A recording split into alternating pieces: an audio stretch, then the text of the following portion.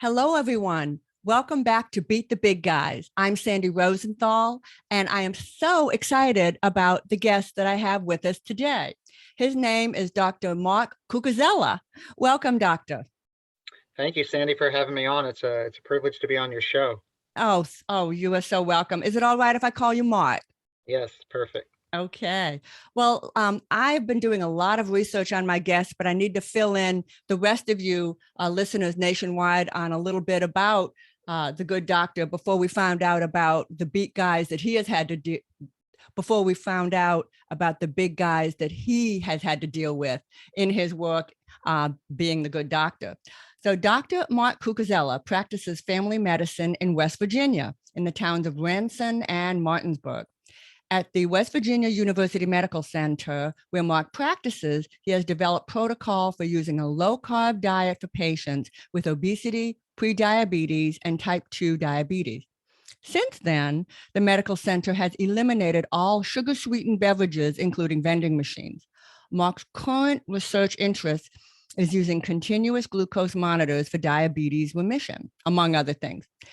He lives in Shepherdstown, West Virginia, where he also runs a small community running store and directs running camps and camps for youth and adults. A very well rounded life. Author of Run for Your Life: How to Run, Walk, and Move Without Pain or Injury and Achieve a Sense of Well Being and Joy is in paperback. It's been out since April 30th of 2019, and the book is doing very well. And last but not least, Dr. Cucuzzella has a website called drmarksdesk.com. Well, this is very impressive right here, and we haven't even gotten started yet. Again, Mark, welcome. Well, thanks. Thanks again. And yeah, I love running. So my main job is dealing with diabetes and food issues, but outdoors and running is what I want to bring to kids and youth. And I live in a very natural place here in national parks, so that's kind of the path for kids is get them just to have a love of the outdoors and a love of movement, teach them how to do it right without hurting themselves. I couldn't not possibly agree more. So when was I understand you run races yourself. When was your last race? When did I helped a couple weeks ago. I helped a friend. Now I find a lot of joy in helping people achieve crazy goals in these long races. So I helped a friend, paced a couple friends through a 50-mile race. They made it to the Wow. finish, and that was good. The pandemic's been has not been friendly to running events. So I Mm. last fall I did my first 100-mile race. So that was somewhat different in a national park. So that was neat. And I've done a number of trail races this year, and they've been fine. It's the safest place to be during a pandemic is running outside. Um, I I organize absolutely races too, which has really brought me joy is to just allow opportunity for people to get out and do that instead of sheltering in home all the time. Like we've hosted running camps, and we had two large races this year. We hosted, despite the pandemic, with all the precautions. So it's safe if you want to go outside and do an event. It's safe. yeah, That's the it's best place to be. And then you absolutely. get healthy, right? Your colleague Nina and I, we wrote an article over a year and a half ago on COVID and metabolic disease. Our best defense against COVID is a healthy host. So get yourself healthy. Absolutely. And I Your was odds just of going being to add, fine. and you're on such a roll, but I don't want to slow you down too much, but it's also good mentally, Oh yeah, emotionally, and that's so important to get out there. I saw a lot of smiling faces in New Orleans when we were all on lockdown and all we could do was walk or bike. We're all smiling at each other. We're all happy to be outside. Well, um, and also you mentioned crazy goals. I love that. Crazy goals. And I bet when you first started talking about these goals, I bet your friends that you've been helping thought that's crazy. I can't do that, but it turns out they can. they can. Yeah, that you set a goal and you prepare and you do it. I love it. I love it. Well, Big I goals. wish we could devote that episode to that alone, but I promised our listeners that we would be talking about an establishment that you was up against and succeeded. And I wondered if you could spend a few minutes talking to our listeners about what you did. Yeah, so a little background. So I'm a family doc, a GP. If you're listening in the UK, I did 29 years military service, mix of active duty and reserves. And my entry into the nutrition and low carbohydrate space was while I was on duty helping the U.S. Air Force develop improvements in their fitness test. So what happened about maybe 12 years ago, they changed the standards of the fitness test, made the running test kind of the predominant part of passing the military test. And if you don't pass your fitness test, you're out of the Air Force. So it's, imagine if they went into your local hospital and said, you all need to pass a fitness test. And if you don't pass it, you go home and, and you're discharged. And they were tightening the screws with the running part. And I was kind of the running doctor because that was like what I did. I did a lot of running training, but I didn't really understand nutrition. And when I looked at the data of why people were failing, it became pretty clear that obesity was the bigger issue, not a lack of running. So I took a deep dive into nutrition and discovered the work of people like Gary Taubes, who's a colleague of Nina Teicholz, her work, Gary's work about, the biology and physiology and the politics of what's driven food policy, because a lot of it's industry and politics, and misinformation in the media, as well as, conflicts of interest and the academic space, a whole seeded history. So you could read either Good Calories Bad Calories by Gary Taubes or Big Fat Surprise by Nina Teicholz, and there's thousands of references and 10 years of scientific journalism go into each of those works. But what validated this approach with me was when I traveled to about 50 military bases around the world, Sandy, and I'd sit in a base gym, and these were people that were having difficulty with the fitness test, and I would, most of them didn't want to be there, right? It was like, the punishment class, the people that didn't do well on the test, and they thought they were going to be like yelled at by me, tell them to run more. But I just listened and empathetic. And the first question was, has anyone lost 50 pounds and kept it off for a year? You'd pause and maybe one hand would go up, maybe two. And well, what did you do? Senior airmen, and they'd be like, well, I got rid of all the sugar. I'm doing paleo, and like 10 years ago, paleo wasn't like paleo junk food in aisle 5. That was like basically eating meat and plants. That's what they were doing. Or they'd say, if they had guts, they would actually say, I'm doing this thing, called Atkins, and they thought I would yell at them because I'm a doc, or that's going to cause a heart attack. But after like base after base after base, and that validated what I was reading and learning. And at the same time, just kind of paradoxically, I developed a condition called maturity onset diabetes of youth. So, I'm built like this. I'm a runner and had been winning races for the Air Force, but my A1C was in the diabetic range. And so they sent me over to the endocrine clinic, and they did a measurement of my actual insulin production, and it was barely detectable. And they put a glucose monitor on me, and it was all over the place. But I didn't understand it. But as soon as I put that glucose monitor on, and just the fact that I'd read for about 6 months on low carb diets, immediately I turned my runner's diet, which is a lot of carbohydrates, into a low carb diet.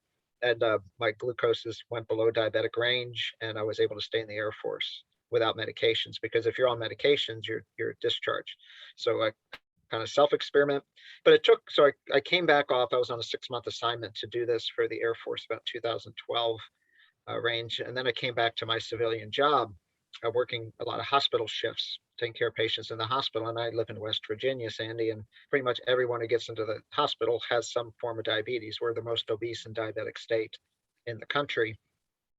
And took a couple years before I had the courage to actually say, I think I'm right, because I was probably 2 years into a low carb diet myself and reading, and I was just digging into all the literature. And I would be individually with patients. I would suggest it, tell them to do this, give them Tim Noakes's food list, check their sugars. One-on-one, I would suggest this to every patient who had diabetes, but I wasn't ready yet to say, we need to present this to the hospital staff as a new standard of care. And it took one patient who came in, and his hemoglobin A1C was 15, which is like off the charts. Like his average sugars are like 700, African-American male. And he was right near dialysis. Is a creatinine, if you're into medicine, it's a marker of your kidney function. So his kidney function was barely there. And he embraced this way of eating. And within 3 months, he was discharged from the kidney clinic. His kidney condition had reversed, and his sugars were completely normal on no insulin. How unusual is that, doctor? It's it's impossible with the standard of care, which would mean we just give him more insulin, right? He's already making too much insulin. He's insulin resistant. So I mean, you're thinking common sense. Why would I give them more insulin? But the standard of care is more and more insulin to correct the glucose. If you have type 2, not, well, it's lower the insulin and reverse the condition. So it's not uncommon with people like Garrick Westman or someone who practices this way. It's actually expected. I saw 5 patients this afternoon with pretty advanced diabetes, and I expect them to be able to come off of their insulin ultimately, with monitors and doing it right. Yeah, that's the trajectory if they learn it this way. Yeah, so got all the data, brought it to our hospital staff, and there was a little bit of pushback initially because like we have this thing called an electronic medical record, and they only allowed at that time a button for 60 grams of carbs per meal. And that was the diabetic diet. Now, if you have diabetes, 10 grams of carbohydrates raises your sugar 40 points. So 60 raises you 240 points, but then they would give you insulin on the side, and sugars are all over the place.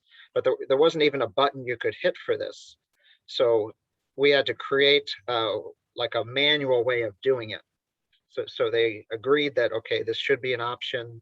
And I took responsibility. There were a lot of skepticism about, okay, well, who's going to monitor these? I said, look, if we do this, I take responsibility. They're my patients. We'll do this. And it was great. The kitchen staff actually developed a 7-day 10-gram carb per meal option. So we were allowed to do 10-gram carb per meal, which really you don't need a side of insulin with that. And we counsel the patients. You don't just go in and order this and they don't know what you're doing. You give them an option. And this is currently in the 2019-2020 American Diabetes Association Standards of Care, is that low carbohydrate is an option, and it has the most evidence for reducing blood glucose.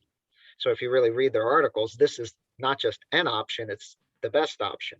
So it's a human right, in my opinion, that every patient, has the right to understand their treatment option.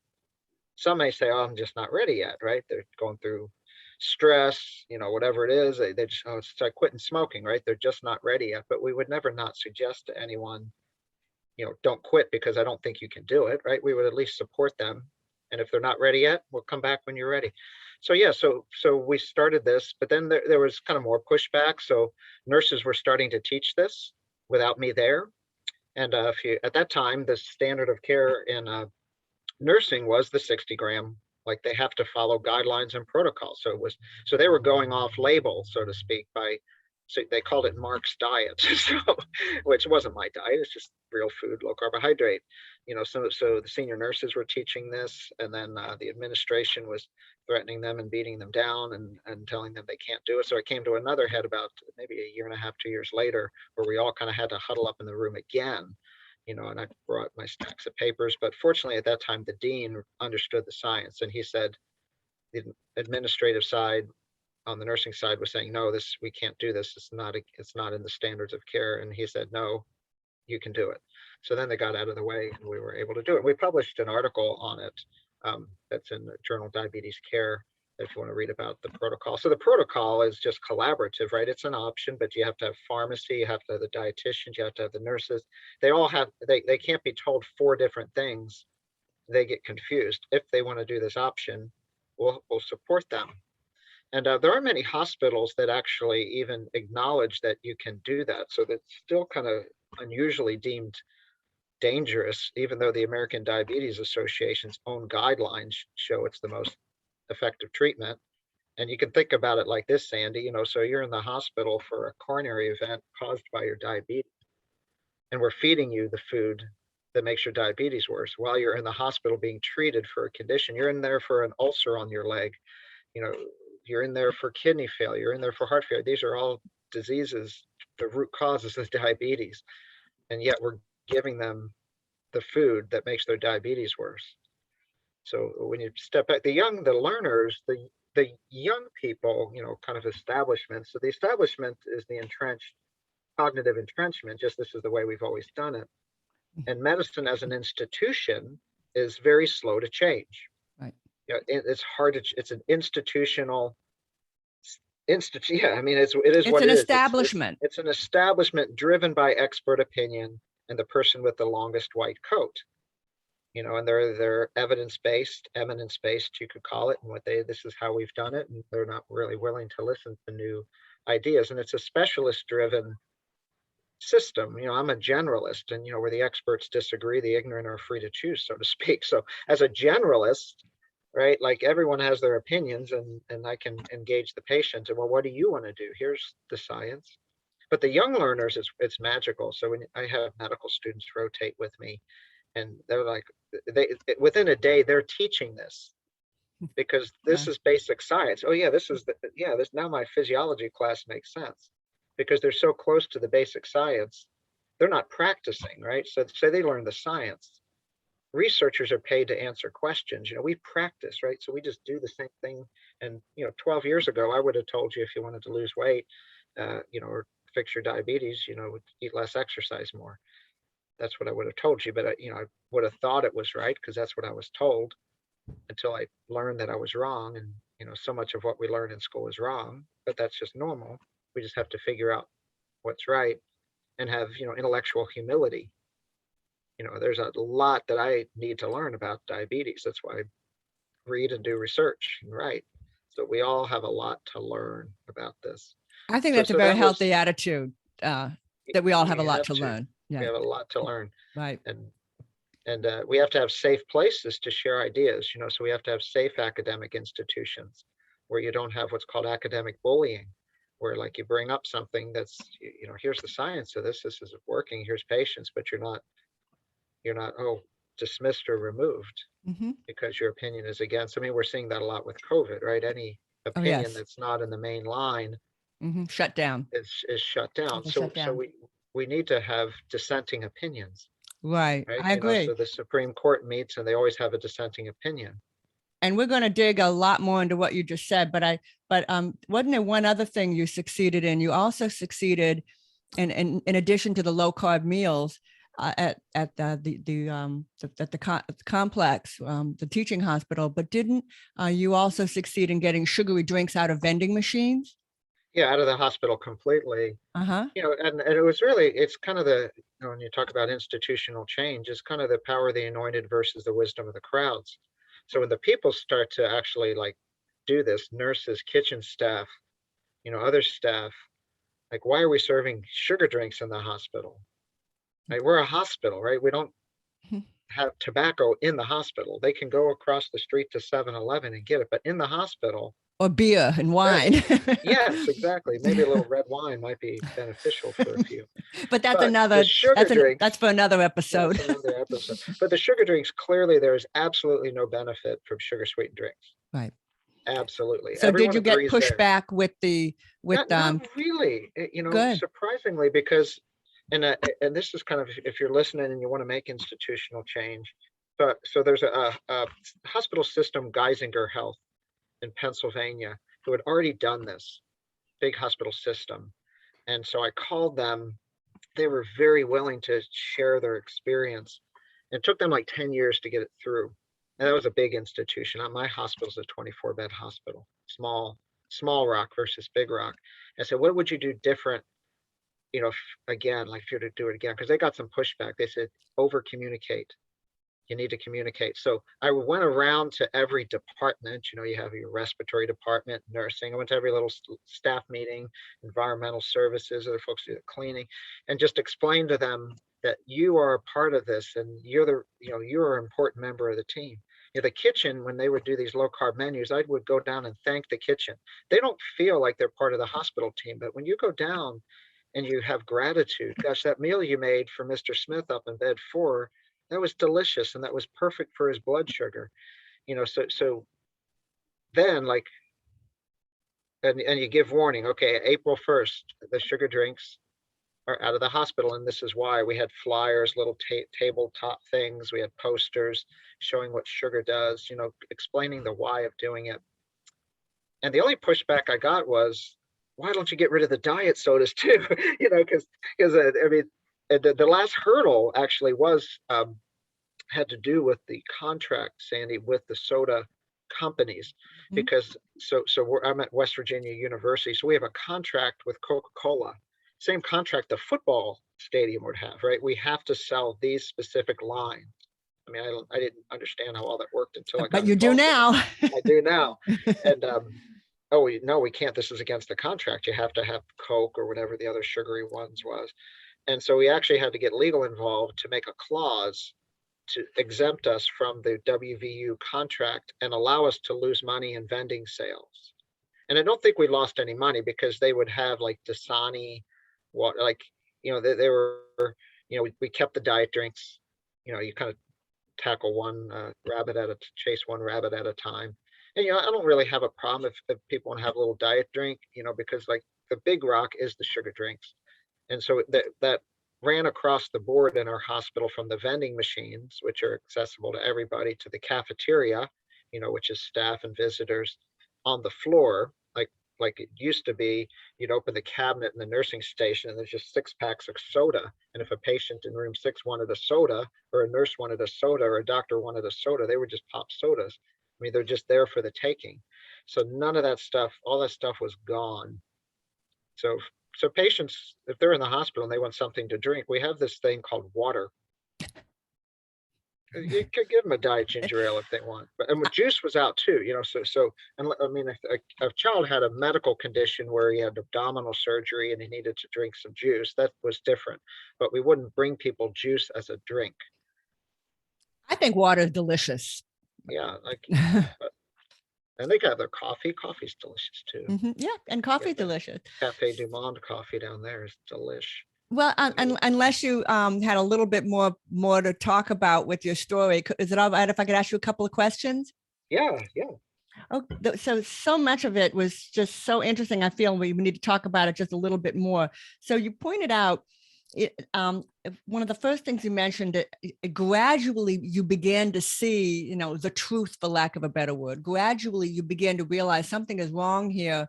Something is wrong with our treatments, and I've got to do something about it. Was there a kind of eureka moment where you realize I've got to do something and I'm going to? I think if you're in healthcare and medicine, like there's so much burnout, and what brings us joy is truly helping people. It's like, I'll leave today and I know I saw smiles on people's faces. I know I was able to help them. They're reducing medications, they're feeling better, they have more energy. So that brings, there's no way you can go to work and go home every day if people are getting sicker and sicker. So I knew that just by observation and the science, this works, right? This works. And and in any institution, Sandy, it's dangerous to speak the truth, but it's more dangerous to not speak the truth, I think, for your own longevity in your career. So if you don't say anything, just because you're going to be silenced and marginalized. I'm a military person. Or criticized. Or criticized. So you get the science right and you speak the truth. And at the end of the day, the truth prevails. And if it doesn't, you've tried your best. I've been close to leaving, had people wanting to remove me, to dismiss me. Anyone who's done something against the establishment, yeah, you've had threatening things happen to you, but that's to be expected. And I expect more, but that's okay. It's fine. That's why we go to work every day. But my patients bring me joy, and that's who I work for. I don't work for institutions. I work for my patients. And when I see them getting better, then so be it. I think that's just beautiful. And I think that's very inspirational to anyone listening, because there are so many of you out there with an establishment in your own backyard or in your own town. And yes, you will get some pushback, but it's okay. It's okay. The reasons in your community may be a little bit different from Mark's, but at the end of the day, you will say, if you didn't make a change, you'll know that you tried. So you mentioned, Mark, and I thought this was really a key thing, how, nutrition and proper eating is it's a kind of complex, and disease is kind of complex. And in my mind, that might be one of the problems with treatment, that it's kind of hard to dumb things down, for lack of a better word, to make things easily understandable. Do you consider that one of the challenges, of the work that you're trying to do, that things like what causes diabetes is not simple, it is rather complex? Yeah. Actually, when I explain it to people, it's like on the back of a napkin, a couple of whiteboard drawings in 15 minutes explaining insulin resistance and the way the body uses energy. So it's actually not very complicated. Okay. You know, if you can't explain something simple, clear, and understandable to someone, then you don't have a good understanding of it. So I really try, Mhm. like, and if it's not easy for them to understand, they're not going to do it. So I really try to make it. I sit down with just a clipboard. I have one right here, and I'll draw little pictures of, like, here's like a tanker truck about, storing and using energy and how insulin works. And yeah, here's a little picture about reward and content and the way our brain works with pleasure hormones and food addiction. So you listen and then you draw it out in a way that, oh, that's clear. So, but the solution is actually pretty easy. You make the physiology simple. Insulin's a storage hormone, right? The more insulin that you're circulating, the more you're storing. Carbohydrates raise insulin. So if you have a problem with storing energy, you're becoming more obese and ultimately you become diabetic, you got to get insulin low. And what raises insulin? Fat, protein, or carbohydrates? Carbohydrates. Carbohydrates, I learned 100%, right? something. Yeah, I, carbohydrates. I So got what do an we need to, A. I'm asking you a question, so saying you're my patient, but saying, yes, carbohydrates, 100%. It's the only one that really raises insulin. So what do we need to get rid of in your diet? The Carbohydrates. carbohydrates. Yes, Yeah, yes. they pause because they're afraid to say it because they love their carbs, but Yeah. they say it. And then we can have a conversation because they just said it. And it's All right. not that Yes, you difficult. said it. Okay, you said it. Yep, you're right. I know it's hard. Now let's talk about how we're going to do it. Do you get the feeling that this establishment that you had to buck up against, and frankly, I think I thought you had a relatively easy time. I guess it's probably because you didn't give up, Yeah, and it's a you had small a hospital support too. group, and it's Yeah, I guess it wasn't the uh, Maya. What am I the thinking of? big University of Yeah, West Virginia hospital, 1,000 beds, has not done this. So the Mayo that's a Clinic is bigger what I rock. was thinking Yeah, of for a big moment rock. there. So it might be a little different there. But do you consider yourself a maverick in this field? And do you feel that other hospitals may look at the work that Dr. Mark Cucuzzella has been doing and say, we need to do that at our hospital? Do you have any colleagues that are looking to do the same thing? Oh yeah, I mean, I don't consider myself a maverick. Maybe a little, Well, a Quixote-ish. trailblazer, maybe. Uh, Jousting at windmills or something. But no, Mhm. I get emails from people all the time. I work in a hospital here. Can you help me? Can you share your documents? And I'll share the Good. posters. I'll share the protocols. Oh yeah, it's now that there's media, social media. You give talks that end up on YouTube videos, and yeah, that's kind of like that place. That kind of tribe because it's a lonely place doing this where it's not really accepted.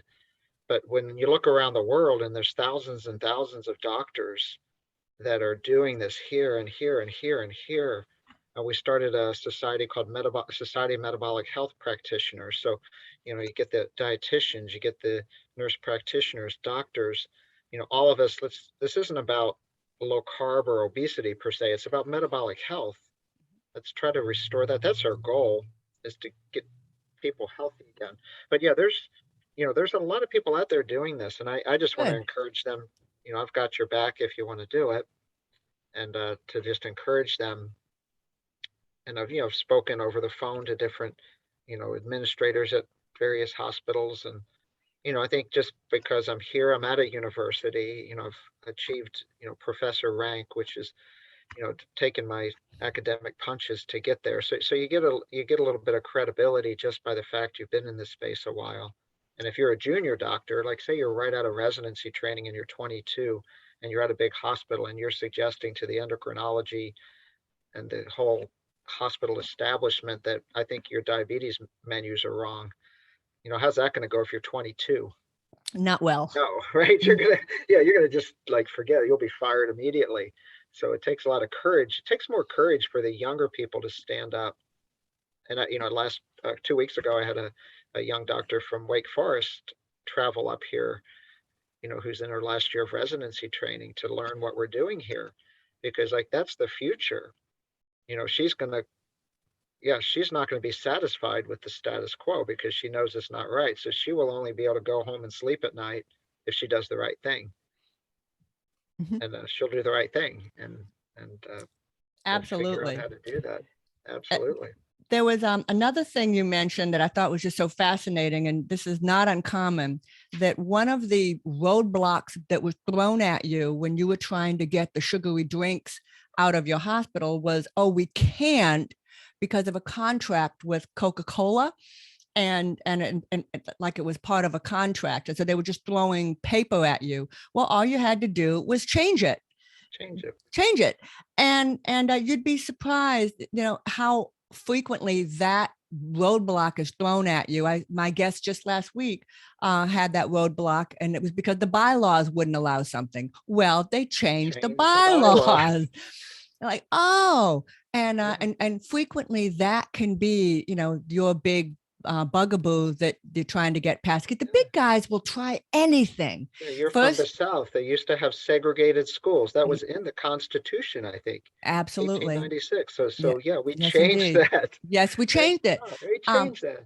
but the big guys will try anything. First they smile and they're nice to you, and then they realize you're not going to go away, and then they start criticizing you, and then they'll start throwing things at you like, well, we can't do what you're asking, but except you can change. And then and real quick, my publisher kept fussed at me because I never mentioned my book. So so in my own book, I'm going to read your book. This is great. she'll be thrilled, my publisher. But um, in my book, the big turnaround was getting an academic article published.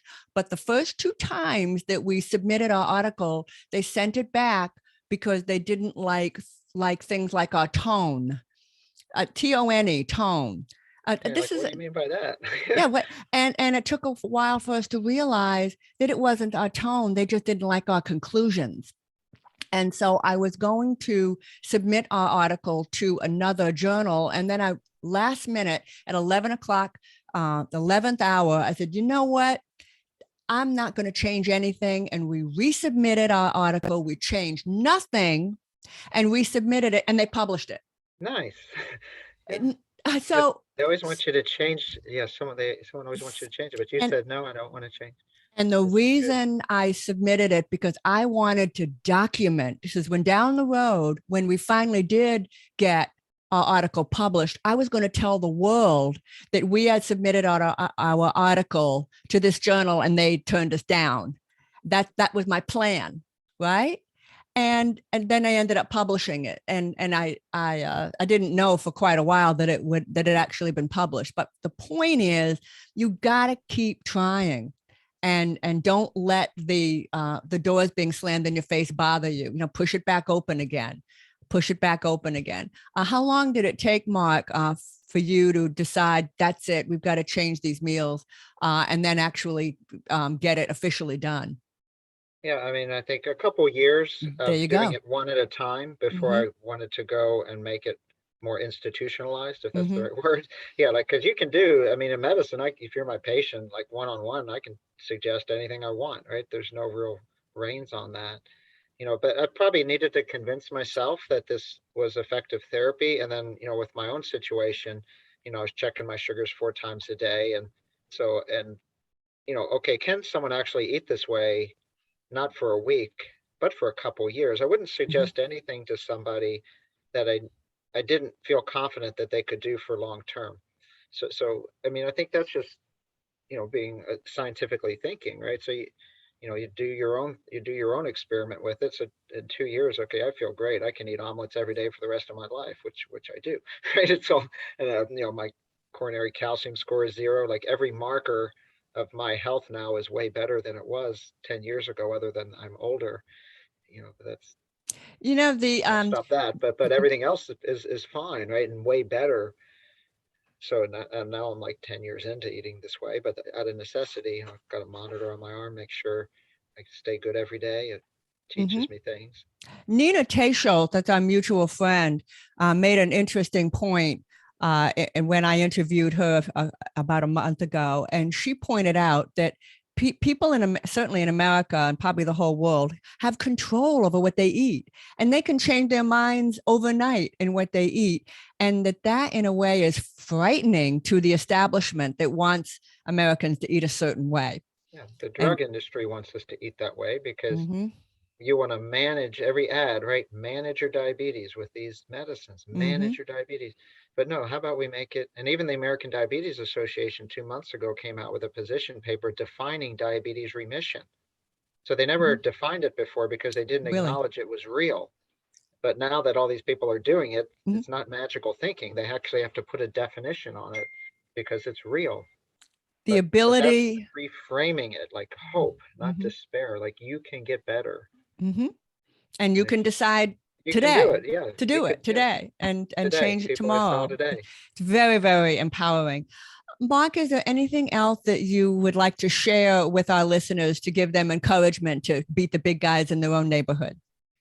Yeah, I mean, I think if you're someone here and you're struggling, you have an issue with diabetes or obesity, find someone who can teach you how to get out of it.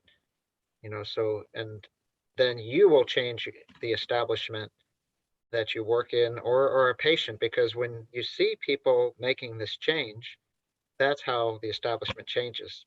Success Hmm. stories, Hmm. because it Courage, works. other people's courage gives you courage. Yes, yes, Mhm. human examples, and that was actually part of us getting the low carb menus and getting the sugar out. We had like a whole series of nurses lose like tremendous amounts of weight by, because the nursing field is under super stress, right? Because it's the perfect storm. Night Mhm. shift work, food at the station, right? Like look at COVID, right? Think of doing that day after stress. Grab sugar, grab whatever you can. Like it's horrible, but when they understood it, like yeah, they started to get better, and they're like, we need to teach this to our patients, because how could you teach something different when you just discovered what works? And now you're going to teach something that you know doesn't work. You can't ethically go in. Well, my administrator wants me to teach everyone to have 60 grams of carbs and use insulin, but I know I can do the opposite and not do that, because they're health professionals. They're not Mm. commodities. In medicine now we're treated really, and patients or doctors, we're treated as commodities. But no, this bring the humanity back into it. But I, that's how I think empathy and humanity makes change too. So, you just express the human story and experience, and it's well, hard to shut that down because they see you care. it's hard to shut you down when you care. It is. It So is. I think you're right. They kind of back away like, shoot, this guy really cares. thank you so much. I have learned so much today, and I'm sure all of our listeners have as well. Thank you again, Dr. Mark Cucuzzella, for joining me. And I hope all of you enjoyed this episode. Make sure to subscribe, rate, and review this podcast on all of your favorite platforms. And remember, no matter who you are, you can beat the big guys. Well, thank you, Sandy. And I Okay. look forward to reading your book. I'm going to just stop recording.